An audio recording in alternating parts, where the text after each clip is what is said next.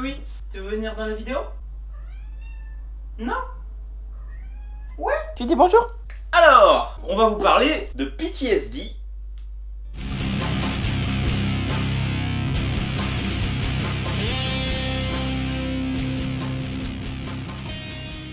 Guillaume Singelin, Blacky San, qui est ici au dessin et au scénario. C'est le dessinateur de The Grossery, il a travaillé sur des doggy bags aussi, bref. C'est du label 619, c'est aux éditions Ankama. Et ça nous parle de cette personne qui s'appelle June, qui est atteinte de PTSD, du coup c'est un syndrome post-traumatique en gros. Ça veut dire post-traumatic stress disorder. Moi je suis assez familier avec ce terme, c'est un truc que je vois souvent dans des films ou surtout dans des séries, vu que je regarde plus de séries que de films. Genre dans Homeland, si je me rappelle bien, il y a Brody ou encore Queen qui sont atteints de PTSD. Ou encore dans The Nation où 10K en souffre à partir d'une certaine saison. Du coup j'avais hâte et j'étais curieux de savoir comment Monsieur Singelin allait nous traiter de ce sujet. Pour ceux qui ne savent pas ce que c'est, en français c'est l'ESPT. En gros ça veut dire état de stress post-traumatique. C'est surtout les personnes qui ont fait la guerre, qui ont vécu des choses traumatisantes mais vraiment très violentes qui sont atteintes de ça. Et là en fait ça nous parle de cette personne qui s'appelle June, qui est atteinte de ça, elle a fait la guerre, elle se retrouve dans une ville qui ressemble à Tokyo, et elle est devenue SDF parce que en gros la guerre lui a tout pris, et en revenant de la guerre, ben il y a personne qui était là pour l'aider, et du coup maintenant elle a des problèmes, on la voit pas en avoir mais elle doit avoir des flashbacks, en gros on a l'impression qu'elle est pas sortie de la guerre. Par exemple, il y a une personne qui va lui taper sur l'épaule et elle va se sentir directement agressée et du coup elle va essayer de rétorquer, alors qu'au final ça peut être un geste de sympathie ou de compassion ou un truc d'entraide entre SDF quoi. Et elle a ses mains qui arrêtent pas de trembler.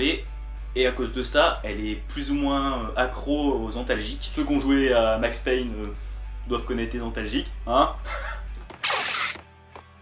C'est un one shot, et durant tout ce one shot, elle va essayer tant bien que mal de survivre dans la rue. En gros, c'est une histoire dans laquelle elle essaye de lutter pour sa paix intérieure. On voit qu'elle est pas bien, on a l'impression qu'elle sait pas vraiment comment faire parce qu'elle a pas envie de s'attacher à des gens, se faire des amis.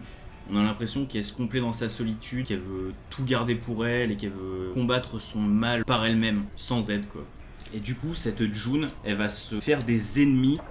En gros, vu qu'elle est accro aux antalgiques, elle essaye de trouver des dealers pour en avoir. Et il y en a plein qui sont vétérans et qui sont devenus des déchets de la société et qui sont devenus SDF comme elle, qui font pareil. Et il y en a avec qui ça va mal se passer. Et du coup, elle va monter une sorte de vendetta, elle va se mettre en guerre contre un gang. Le passage où elle est en guerre contre un gang, c'est assez violent. Et en gros, oui, parce que la June en question, elle a un œil bandé. Et durant tout le truc, on sait pas pourquoi il est bandé, et en fait l'histoire elle est parsemée de flashbacks, et tous ces flashbacks ça nous raconte comment elle en est venue à être comme elle est maintenant. Au bout d'un moment, sur un certain flashback, on voit pourquoi et comment elle a perdu son œil. Voilà. Et du coup oui, c'est assez violent, c'est touchant, c'est vraiment cool. Je l'avais précommandé, je l'ai reçu, et je l'ai lu directement, et j'ai adoré. Les personnages ils sont tous attachants, June est attachante, le chien Red est attachant, la cuistot Léona? Non, je sais pas. Coucou. Léona, c'est ça. Son fils aussi qui s'appelle Bao. Et d'ailleurs, le Bao, je sais pas pourquoi, mais il me fait penser énormément. Enfin, quand je l'ai lu, je sais pas pourquoi, j'ai pas pu m'empêcher de penser qu'il y avait certains personnages qui pouvaient peut-être avoir des liens avec The Grossery, parce que dans The Grossery, il y a une personne un peu qui est comme June, du coup c'était un ancien vétéran de la guerre et il a un peu des problèmes. Et du coup je me suis dit qu'il y a une personne vieille qu'elle rencontre, la personne qui va lui donner le chien qui s'appelle Red. Je me suis dit que c'était peut-être une personne au final non. Et le Bao, je sais pas pourquoi, au début il me faisait penser à quelqu'un de ça. Et au final je sais pas justement si il me faisait pas penser à lui. Je sais pas si vous voyez bien. Le truc s'appelle Bao Battle. C'est peut-être pour ça. Je sais pas s'il y a un lien, je pense pas, mais bon. Mais du coup, ce petit PTSD, vous pouvez courir l'acheter parce que c'est juste génial.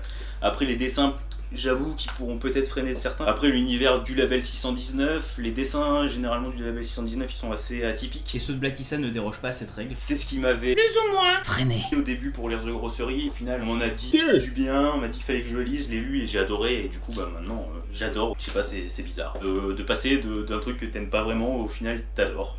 C'est comme, je sais pas si vous connaissez le groupe Clawfinger, où il n'y a rien à voir, et là c'est de la musique. J'aimais pas du tout, je les ai vus en live et maintenant j'aime bien. C'est normal, oui.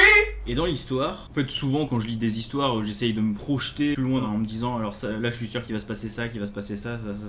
Et au final là il y a des trucs que pour moi je pensais que ça allait être obvious, que ça allait se passer comme ça se passe pas du tout comme ça. Et c'est une bonne chose parce que ça surprend. Ça se passe pas comme on est habitué à ce que ça se passe dans d'autres œuvres, que ce soit séries, films, jeux vidéo, comics. Là, ça se passe pas pareil. Et même la fin m'a surprise. J'aurais pas pensé que ça finirait comme ça. J'aurais pensé que ça se finirait un peu plus. Bon, je vais pas dire comment je pensais que ça se finirait parce que sinon ça va spoiler.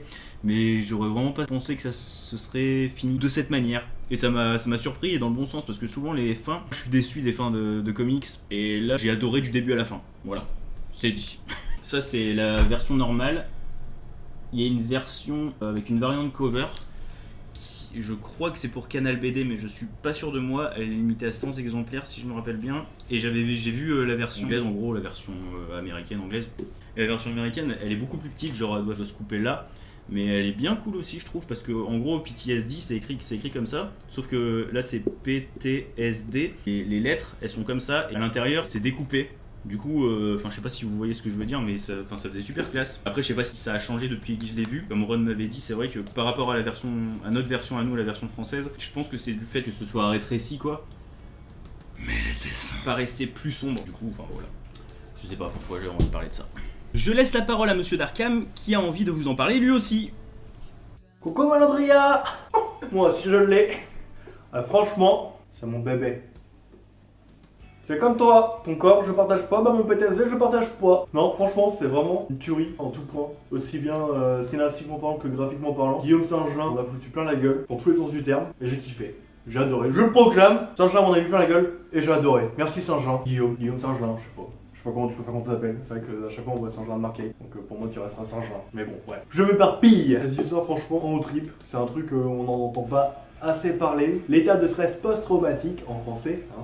C'est beaucoup moins classe, mais bon. Et du coup, faire une BD là-dessus, en plus avec toutes les recherches qui ont été faites dessus, clairement, ça vaut le coup. Ça se lit vraiment d'une traite en plus. Il y a vraiment rien à dire là-dessus. On en veut encore, on aimerait en savoir un peu plus sur ce qu'elle a vécu pendant la guerre. Personnellement, je dirais pas non sur un spin-off sur June à la guerre, ou même sur ses camarades de l'armée, quoi. Ou même sur d'autres personnages secondaires qu'on voit dans l'histoire qui sont aussi des anciens de l'armée que l'armée a abandonné. Enfin, vraiment, je pense qu'il y a moyen de faire plein de choses encore autour. Moi, je sais pas si c'est prévu ou pas. Si Guillaume Saint-Gelin en a envie aussi, parce que bon, il a peut-être envie de passer à autre chose. Parce que là, c'est comme le travail qu'il y a derrière. Et voilà. Comme vous pouvez le constater, on a tous les deux surkiffé. Et maintenant, je laisse ma parole au moi du passé qui va vous dire au revoir. Courez l'acheter. Abonnez-vous. Lâche le pouce. Salut.